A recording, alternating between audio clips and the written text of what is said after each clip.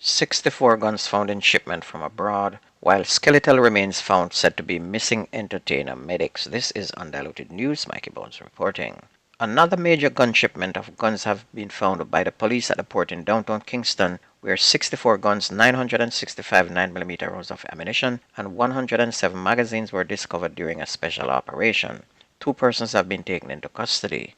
Deputy Commissioner of Police Fitz Bailey said the operation began at 8 a.m. on Friday. He said the guns as usual were shipped from the United States. He said Jamaicans living abroad are the ones sending them into the island. And this is the second major seizure of multiple weapons made by the security forces at one of the island's ports in just a matter of days, after 14 guns were found in Montego Bay last week. And that shipment came from Fort Lauderdale, but this shipment was not disclosed from where it came from. The police now believe that skeleton remains found in the Wallen district in St. Catherine on Wednesday could be that of missing entertainer Stephanie Meddik Williams. The entertainer, who is from Mayfield Red Hills Road in St. Andrew, went missing on Thursday of August last year.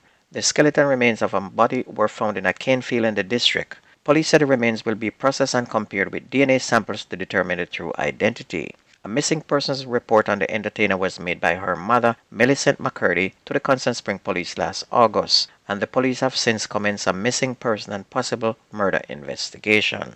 The relative of a man who was killed in Lilliput, St. James on Thursday last for allegedly setting a People's National Party campaign vehicle on fire said that he was mentally ill. The deceased is 44-year-old Kenroy Doman. Mr. Doman was found with bullet wounds sometime after 9 p.m. in an area known as Africa, which is close to his home. The shooting occurred less than 2 hours after a car park at the house of PNP candidate for the Rose Hall division, Jason Cummings, was set ablaze. And following the incident, there were fears of political tension in the division amid speculation about a possible motive. But one of Mr. Doman's daughter has brushed aside the speculation, saying that the incident has nothing to do with politics. Investigations are now continuing into that incident.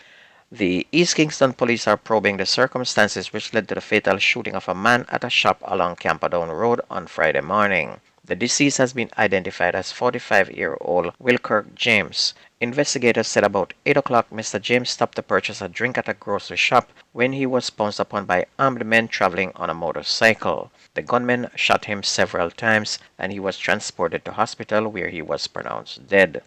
And this next story you have to listen closely, as this sounds like a movie in Hollywood. A man is dead and his accomplice escaped injury during an armed confrontation with law enforcement on Saturday night at the Hunts Bay Police Station in St. Andrew. According to Senior Superintendent of Police Kirk Ricketts, who is head of the St. Andrew South Police Division, 2 men were spotted on the roof of the Hunts Bay lockup around 11:40 p.m. Police attempted to detain the men when one of them opened gunfire at the police. The officers returned fire, and at the end it was discovered that one of the 2 men was suffering from gunshot wounds.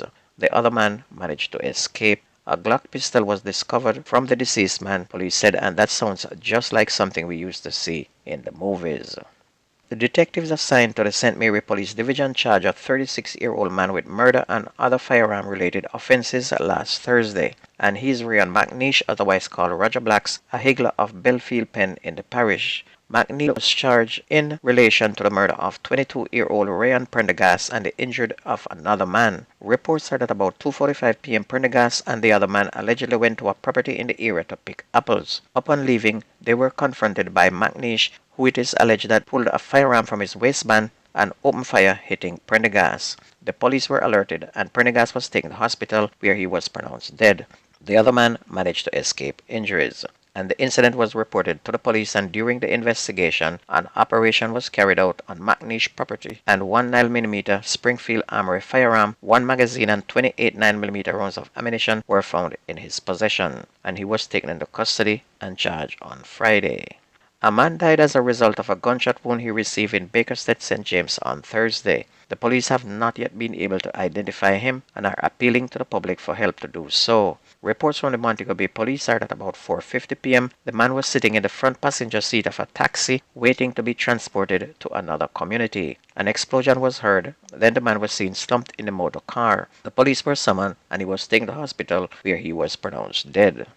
Onto sports, track and field. Kingston College and Excelsior High retained the boys and girls title at the 2024 Corporate Area Development Meet at the National Stadium over the weekend. In the boys' championship, KC amassed 461 points, 78.5 points clear of second place Calabar High, who finished with 382.5 points. Third was Jamaica College, 321.50. Fourth was Excelsior High, 195. St. George's College, 153, round out the top 5 positions.